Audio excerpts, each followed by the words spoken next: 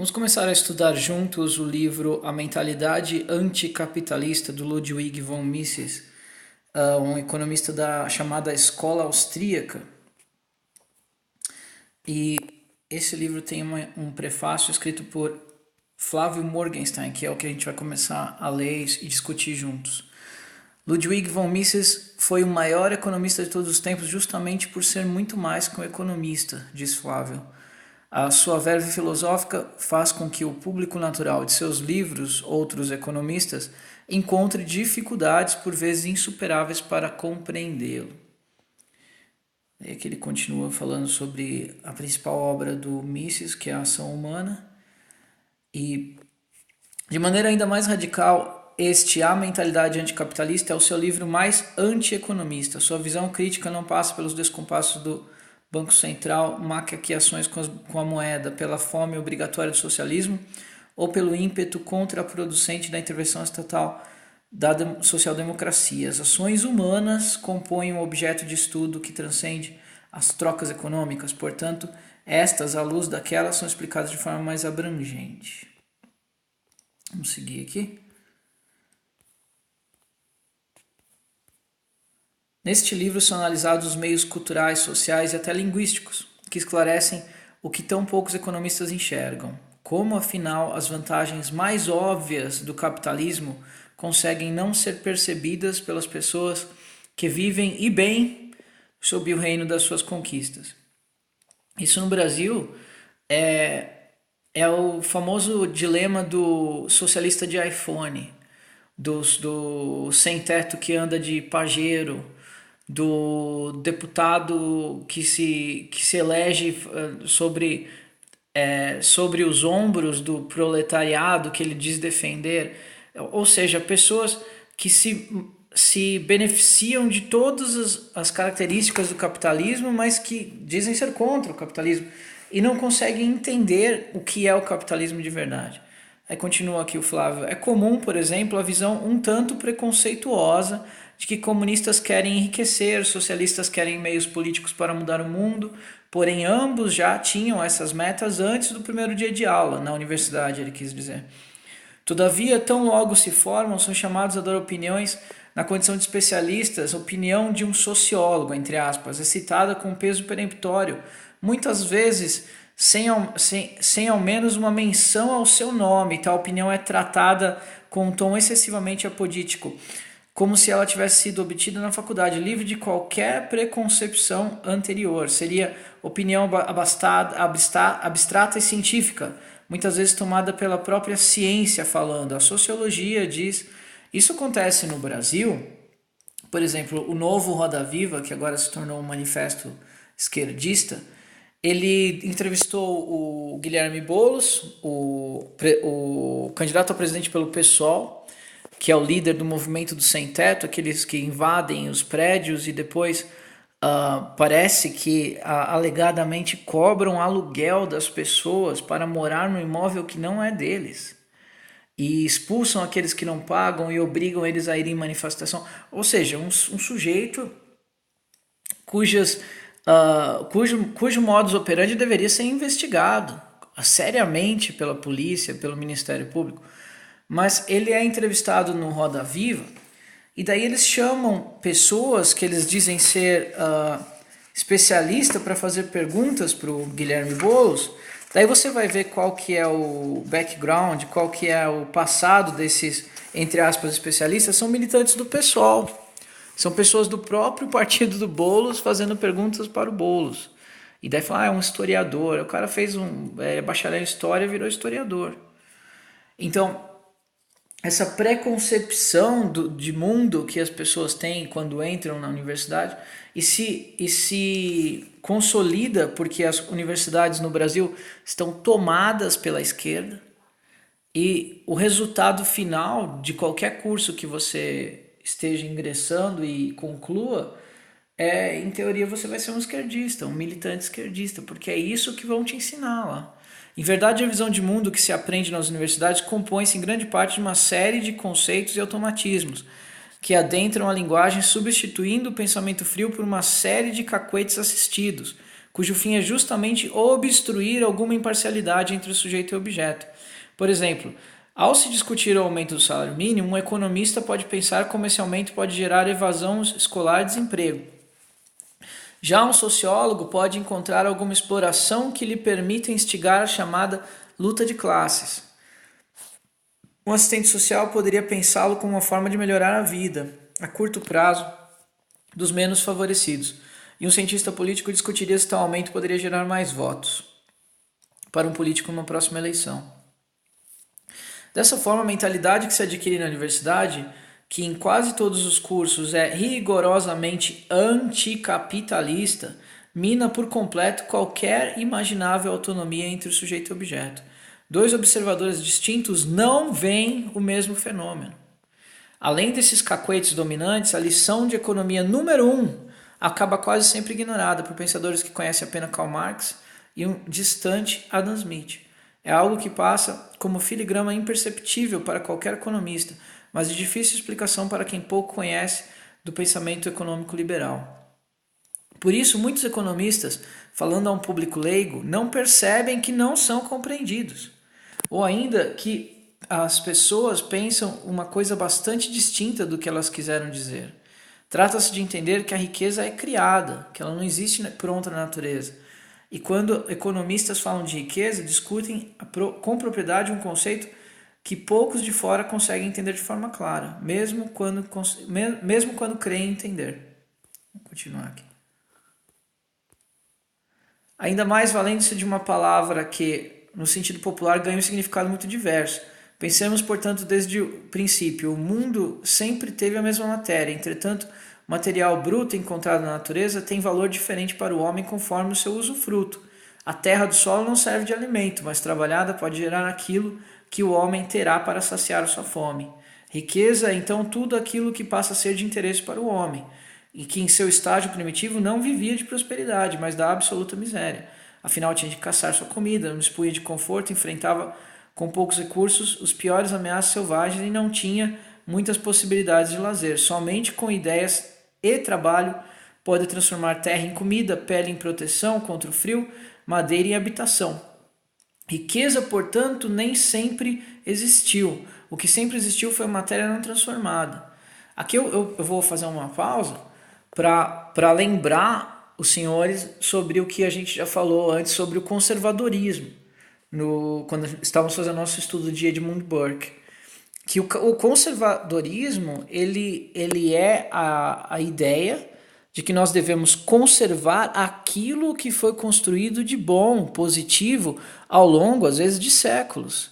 Porque aquilo que o mundo como nós vemos hoje, ele é fruto do trabalho, da invenção, da ingenuidade, do esforço de dezenas de gerações que nos antecederam.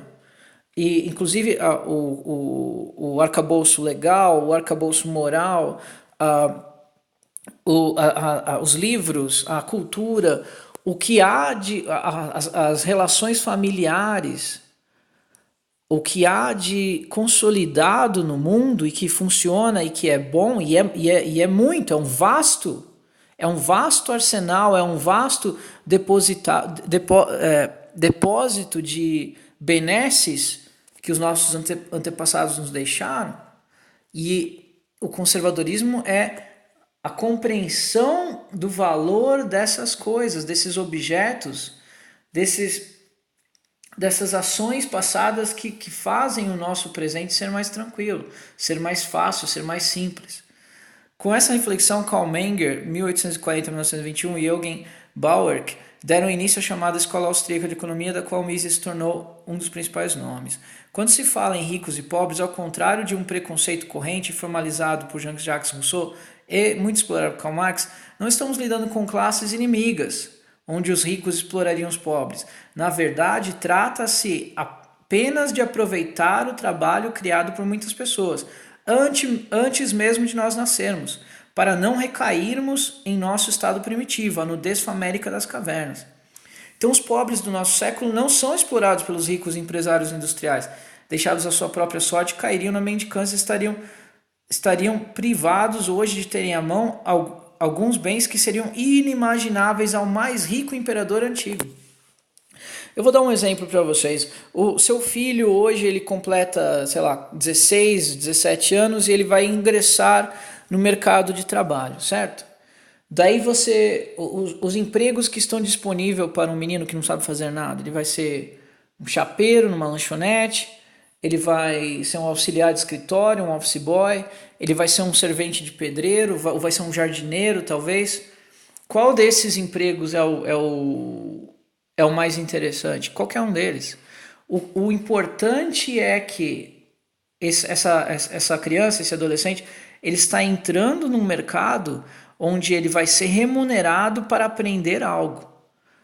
Ou seja, a cada dia que ele for lá fazer o serviço dele de chapeiro, de jardineiro, ele está aprendendo um ofício, ele está adquirindo uma riqueza de informações e capacidades e experiência, que talvez hoje não signifique grande coisa, mas daqui 2, 3, 5 meses, são 5 meses de experiência de chapeiro, mais um pouco do dinheiro que ele conseguiu guardar, e agora vamos tentar passar para uma outra atividade, ou tem que, de repente, ser empreendedor. Ele trabalhou como jardineiro, vai comprar uma roçadeira, vai limpar por conta agora terrenos.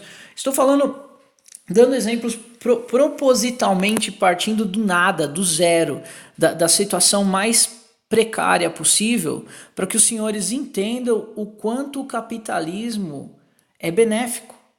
Uma pessoa pode partir do zero e se tornar um grande empresário. Pode partir do zero e se tornar um grande advogado, que seja um juiz.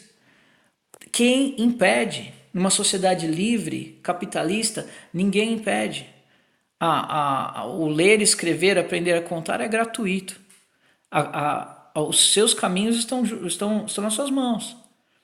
Desde que você entenda de que cada degrau não vai ser um grande salto, você não vai à lua no primeiro degrau, mas você vai subir 20 centímetros e mais 20 no próximo e 20 no outro, e dessa forma nunca você vai voltar para o estado primeiro, onde você não tinha experiência alguma e não tinha nenhuma perspectiva de onde ir. Você, conforme a experiência vai entrando, é uma riqueza que ninguém pode tirar. E, é claro, você além de tudo pode ir economizando algum capital para de repente comprar um equipamento para você produzir um serviço ou de repente um livro para aprender uma coisa a mais. Ou seja, numa sociedade capitalista livre, o céu é o limite é a sua própria imaginação, seu próprio esforço. Ah, mas não é bem assim porque a pessoa nasce na favela e tem preconceito porque é negro. Não é bem assim que funciona. A pessoa nasce na favela, na situação mais precária possível, preconceito por ser negro, ele vai até uma obra onde ali estão construindo uma casa e fala: olha, eu não sei nada, me pague R$ 10 por dia para eu aprender um ofício, para ser um servente de pedreiro. Conforme eu for aprendendo e sendo útil, pague-me mais. Daí, depois de 10 dias trabalhando, ele já sabe o suficiente para que o trabalho dele valha R$ 20.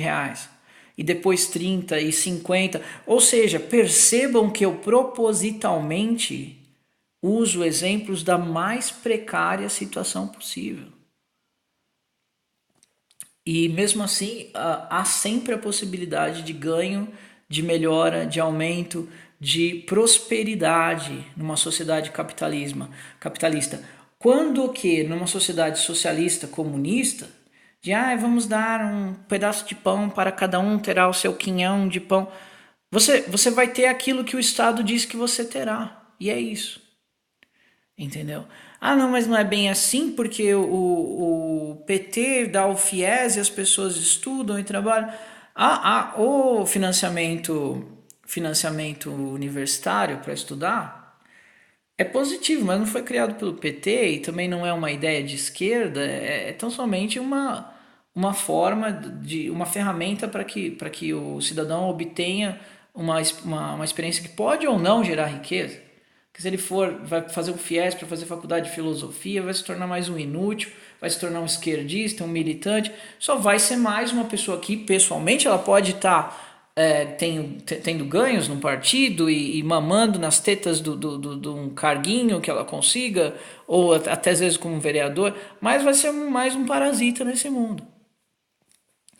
Mas a famosa teoria da exploração de Karl Marx o chamado jogo do ganho zero. Não ficou bom essa foto.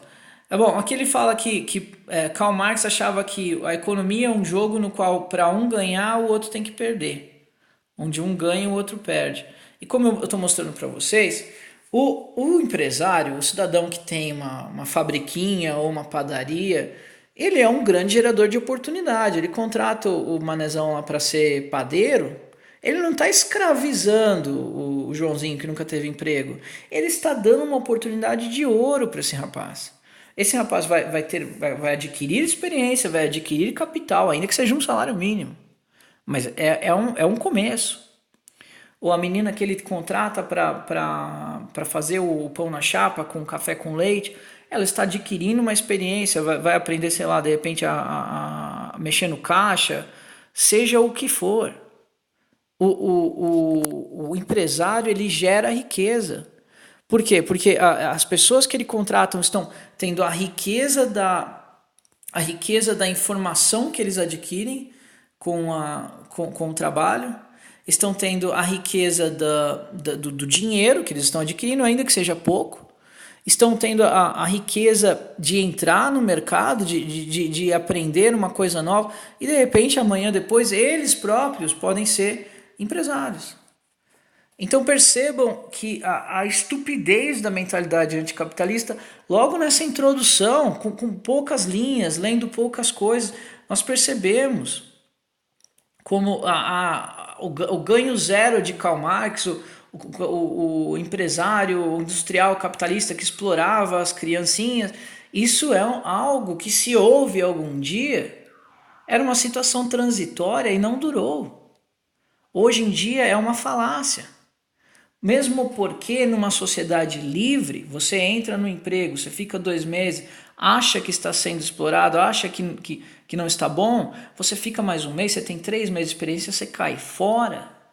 Você aprendeu um ofício, aprendeu a fazer algo de útil e com essa bagagem que o seu primeiro empregador, embora não seja tão justo, entre aspas, te deu, você consegue o seu segundo e melhor emprego, ou você cria o seu empreendedorismo, a sua oportunidade de gerar emprego, e assim vamos. Não é bem assim porque as coisas são difíceis. As coisas são sim difíceis. São sim difíceis, mas as oportunidades estão todas aí. Todas aí. Basta que nós mudemos essa mentalidade. No dia em que as crianças começam a aprender isso que nós estamos conversando a respeito, essa correção da mentalidade anticapitalista, essa nova mentalidade que vê o mundo dessa forma positiva.